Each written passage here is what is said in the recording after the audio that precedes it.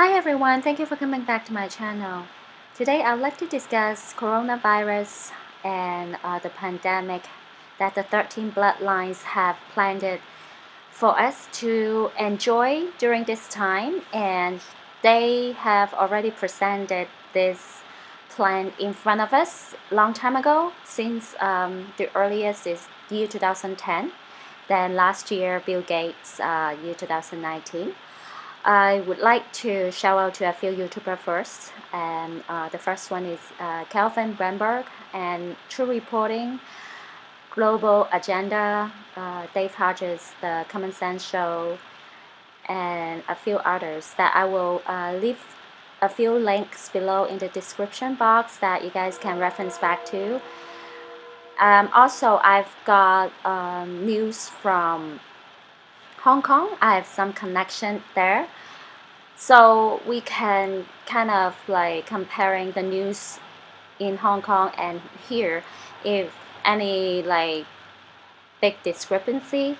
But anyway, no matter what the news say, like alternative or mainstream, we can never have the real data from the coronavirus pandemic, death toll and the infection rates, etc.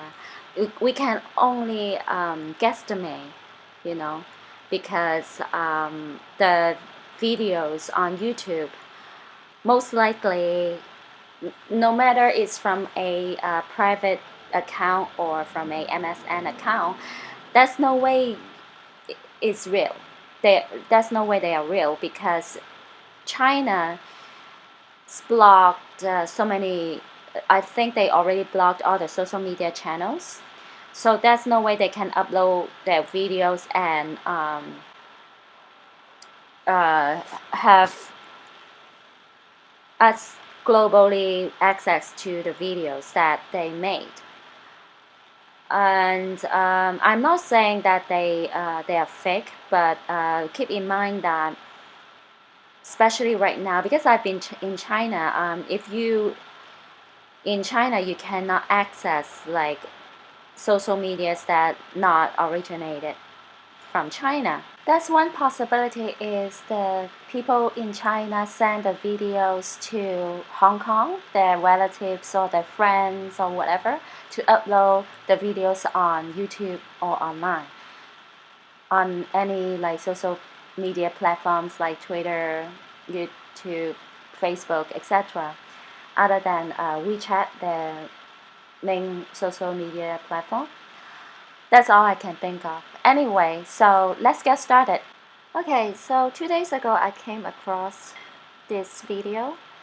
I'm appalled that he still has the gut to make videos about this topic, because he probably knew that we all knew his agenda. His skin is that thick. Okay, he's still like walking around, have a big smile on his face, and think that nobody knows. That is absurd, okay? So today is Valentine's Day, and it's a pagan holiday for them to do like satanic ritual. But anyway, we still celebrate. It's not like we will do satanic rituals to help them to gain more power.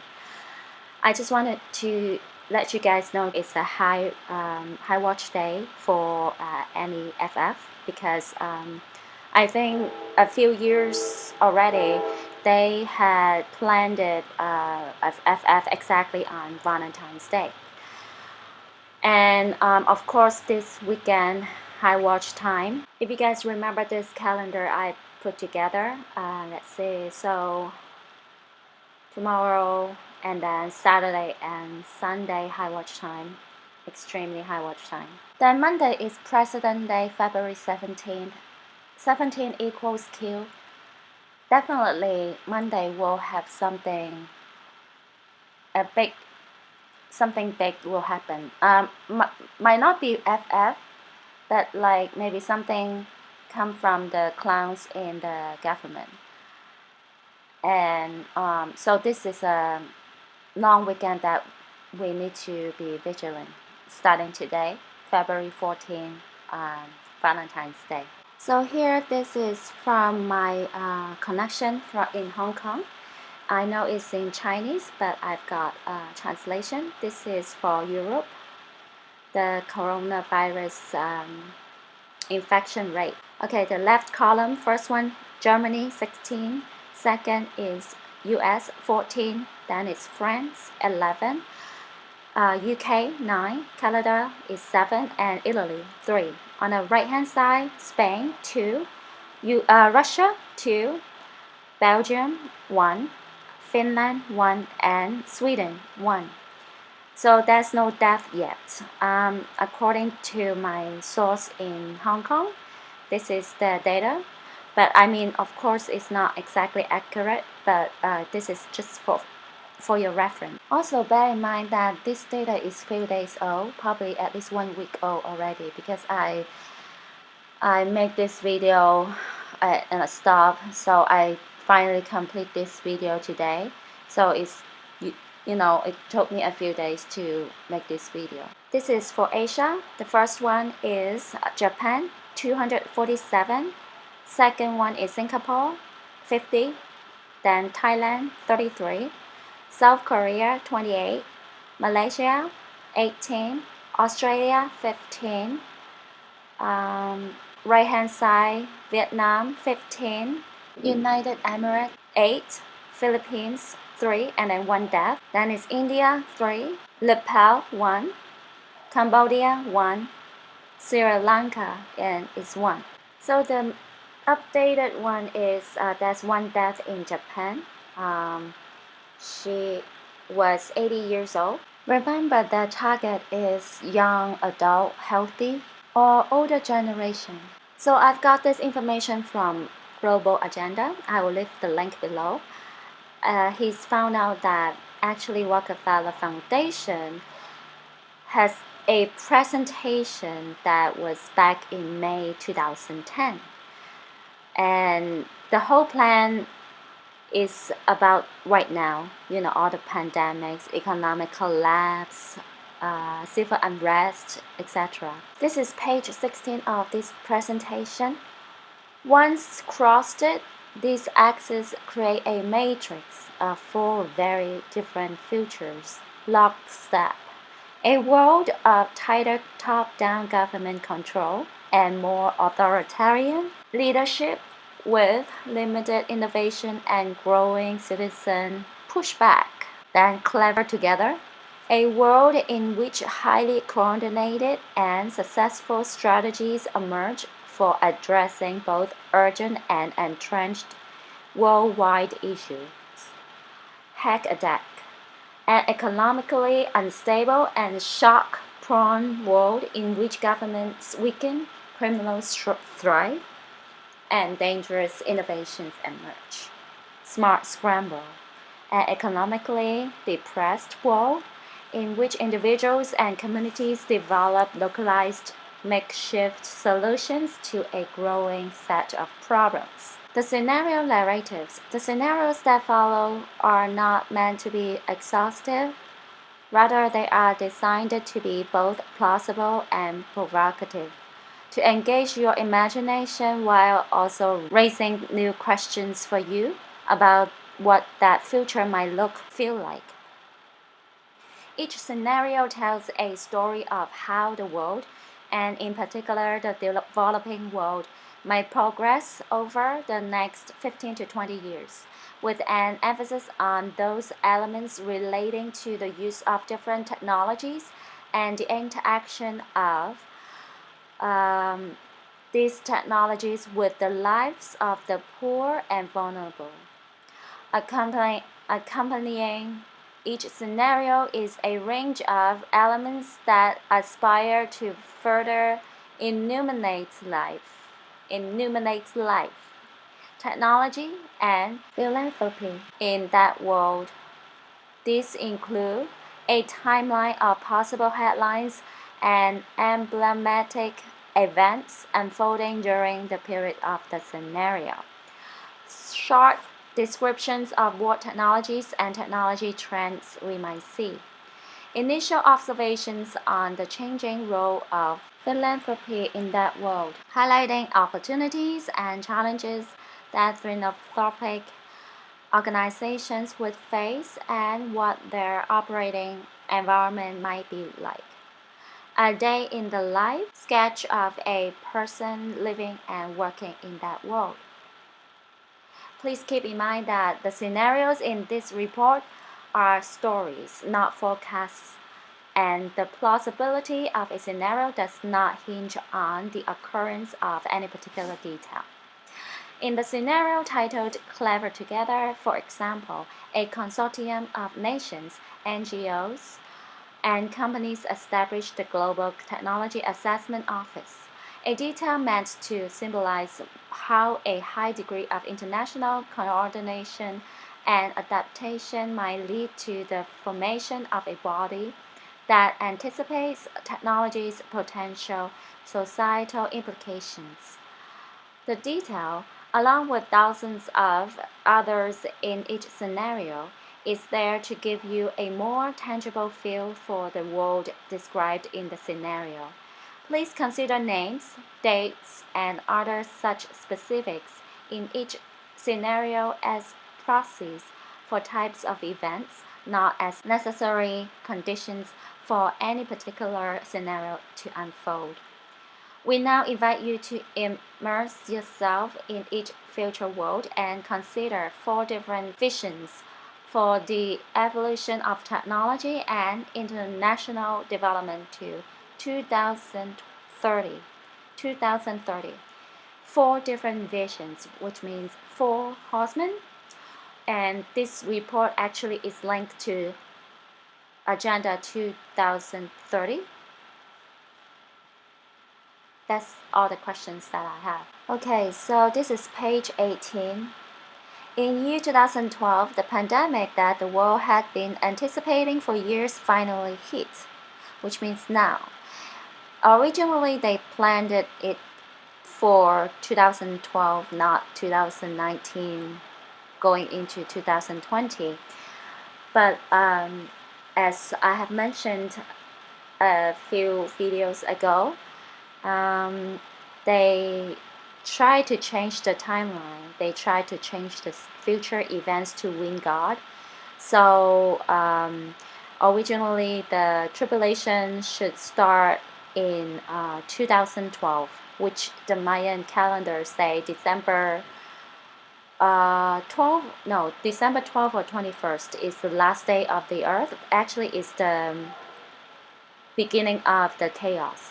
So now they've used CERN, they've used the witchcrafts and rituals and everything, try to change the future. So that's why the chaos, the tribulation, postponed it to now, 7 years later, starting last year, 2019. And then that's the scenario that they thought they have well planned it, but actually since they keep changing the future events, they keep shifting timelines, so everything like not in order, everything scrambled up and everything is delayed. Unlike 2009's H1N1, this new influenza strain, originating from wild geese, actually is, I think, if I remember, somebody mentioned, I think it's Dave Hartis, he mentioned that the H1N1 actually was developed in Germany, the first version. I don't remember who, but I think it's Dave Hartis said that. So it's not from wild geese, it's from the laboratory in Germany, then in US, then Canada and UK, and the whole world involved, was extremely virulent and deadly. Even the most pandemic-prepared nations were quickly overwhelmed when the virus streaked around the world, infecting nearly 20% of the global population and killing 8 million in just 7 months. The majority of them healthy young adults. Yes, because this coronavirus is actually targeting the young, healthy adults, at the same time the old adults. The pandemic also had a deadly effect on economies. scrunching to a halt, debilitating industries like tourism and breaking global supply chains. Even locally, normally bustling shops and office buildings sat empty for months, devoid of both um, employees and customers. The pandemic blanketed the planet, though disproportionate numbers died in Africa, Southeast Asia, and Central America, where the virus spread like wildfire. In the absence of official containment protocols. But even in developed countries, containment was a challenge. The United States' initial policy of strongly discouraging citizens from flying proved deadly in its leniency, accelerating the spread of the virus not just within the US but across borders. However, a few countries did fare better. China in particular. The Chinese government's quick imposition and enforcement of mandatory quarantine for all citizens, as well as its instant and near hermetic sealing off all of borders, saved millions of lives, stopping the spread of the virus far earlier than in other countries and enabling a shifter post-pandemic recovery. Page 19. China's government was not the only one that took extreme measures to protect its citizens from risk and exposure. During the pandemic, national leaders around the world flexed their authority and imposed airtight rules and restrictions from the mandatory wearing of face masks to body temperature checks at the entries to communal spaces like train stations and supermarkets. Even after the pandemic faded, this more authoritarian control and oversight of citizens and their activities struck and even intensified. In order to protect themselves from the spread of increasingly global problems, from pandemics and transnational terrorism to environmental crises and rising poverty, leaders around the world took a firmer grip on power. At first, the notion of a more controlled world gained wide acceptance and approval. Citizens willingly gave up some of their sovereignty and their privacy to more paternalistic states in exchange for greater safety and stability. Citizens were more tolerant and ever eager for top-down direction and oversight, and national leaders had more latitude to impose order in the ways they saw it fit. In developed countries, this heightened oversight took many forms. Biometric IDs for all citizens, for example, and tighter regulation of key industries whose stability was deemed vital to national interests. In many developed countries, enforced cooperation with a suite of new regulations and agreements slowly but steadily restored both order and, importantly, economic growth.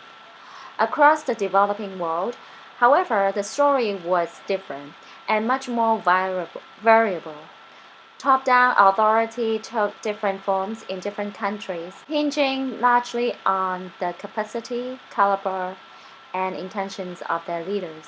In countries with strong and thoughtful leaders, citizens' overall economic status and quality of life increased. In India, for example, air quality drastically improved after 2016, when the government outlawed high-emitting vehicles.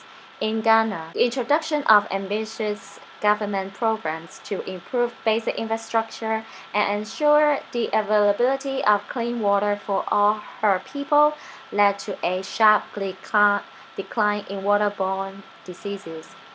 But more authoritarian leadership worked less well, and in some cases, tragically, in countries run by irresponsible elites who used their increased power to pursue their own interests at the expense of their citizens.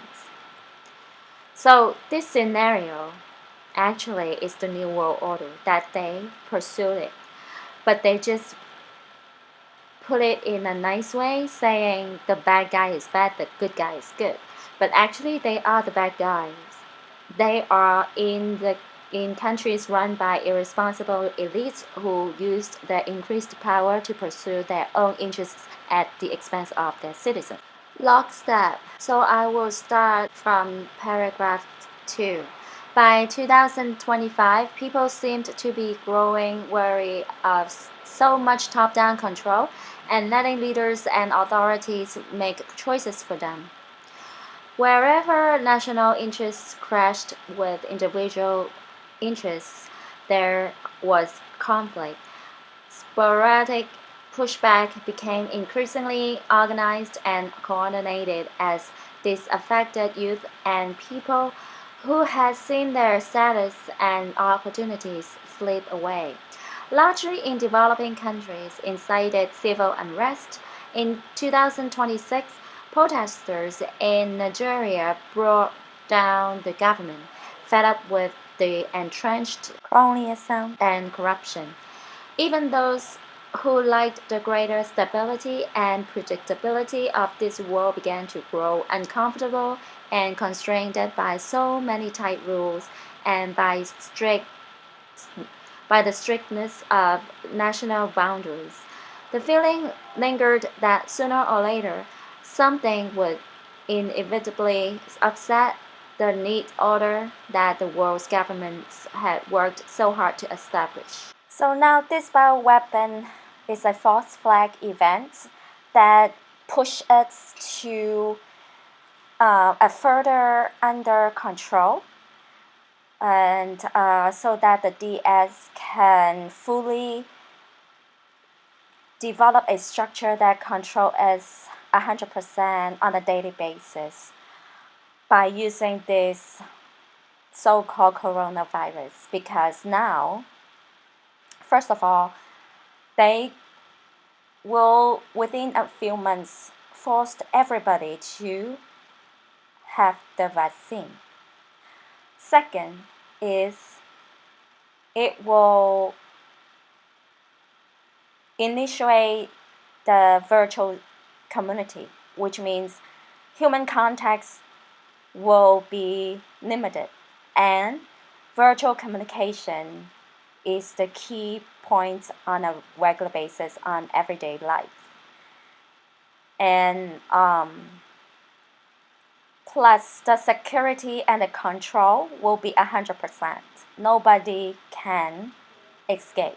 Nobody can escape their daily monitoring system via online, via 5G, via their control, the AI technology. Here's an example that they used a FF event to tighten the control.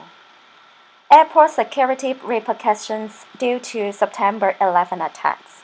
After the September 11 attacks, questions were raised regarding the effectiveness of airport security at the time, as all 19 hijackers involved in 9/11 managed to pass existing checkpoints and board the airplanes without incidents. Again, they always use 1991 or 911, 119, 11. That's all they do, Those are the numbers for the rituals and FF events.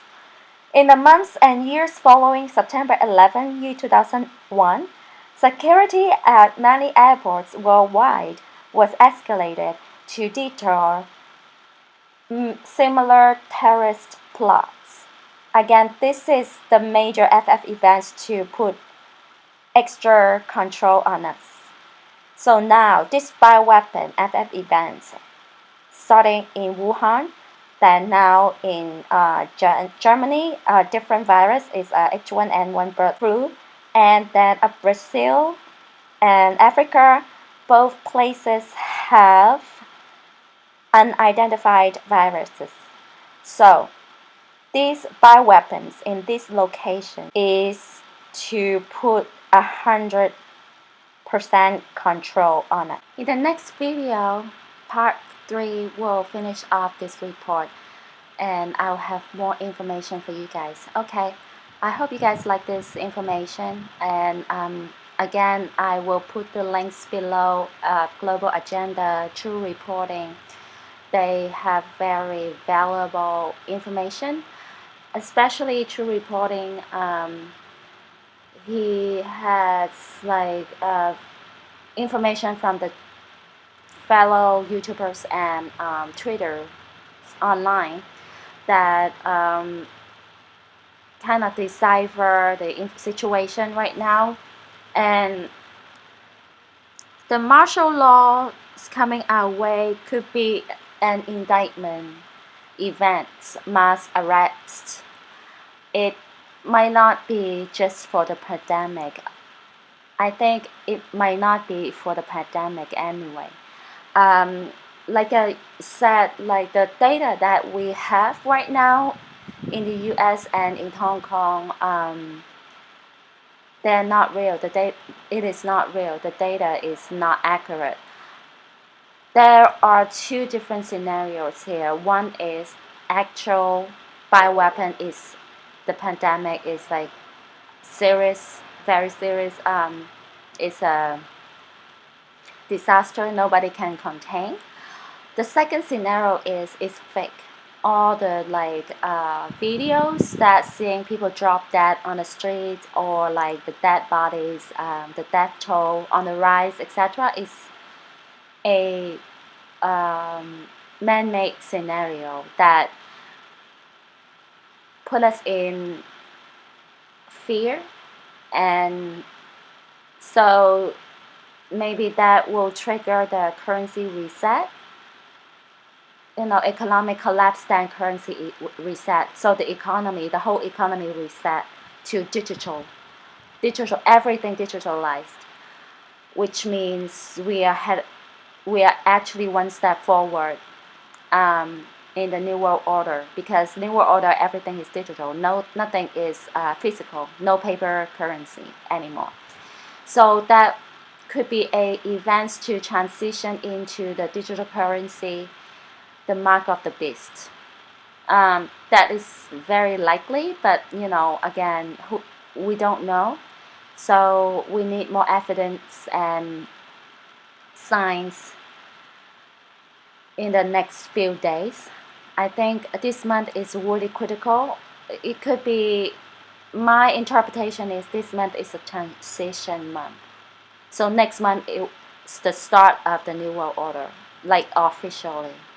Like things will be more focused on digital, online, on our daily basis. Okay, I'll talk to you guys in the part 3. Okay, bye.